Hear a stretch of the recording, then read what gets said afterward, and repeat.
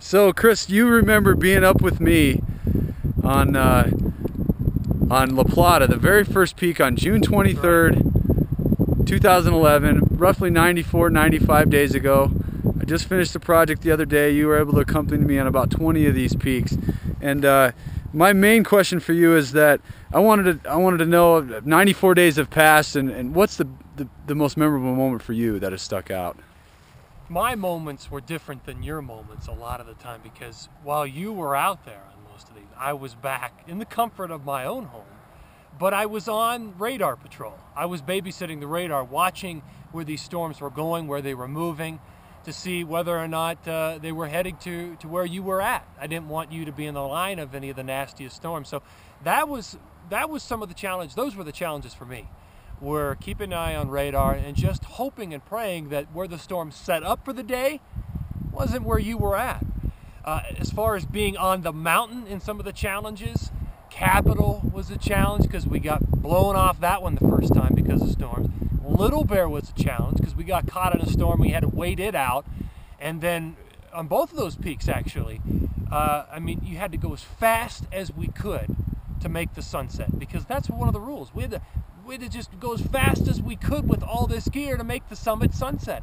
So those two peaks for me were, when I was out in the field, two of the biggest challenges. Most memorable, yeah.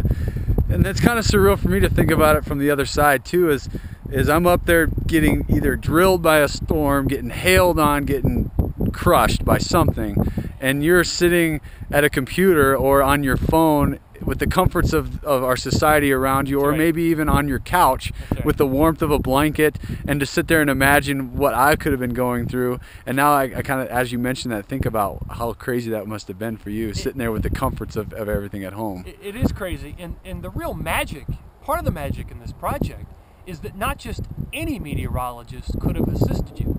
I know all those routes. I've climbed all these peaks. So I know whether you can escape from a peak once you're on the summit, how long it's going to take you to get there.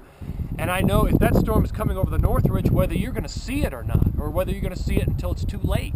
So I know the terrain, and then I also know the weather. So that's an important combination from the comfort of my own home. And that was critical. And then the other part I thought about was when we were up there, or at times when I was up there, and you had to work the morning show, so you'd have to go to bed at 7 or 8 o'clock. That's right. And sometimes the weather, especially early in the summer when the days were longer, was still active around 7:30, 8 o'clock. And so I'd always at least get that last report from you, but then I was on my own. You were on your own. And so that was tough.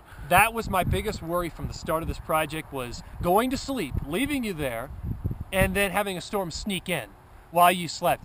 And nothing I could do about it. I had to go to bed to get up for work. And that's what played out on Harvard. Exactly. You know, everything looked great. Went to bed, say, hey, everything looks perfect. And then after you went to bed, a rogue storm, blew up over Elbert and then rolled south right over the collegiates to where you were on Harvard. And unfortunately, you were right in the line of that. 10 p.m. is when it was. That's what happens. Yeah. So, well, awesome. That was a great time. It really was. Good job, man.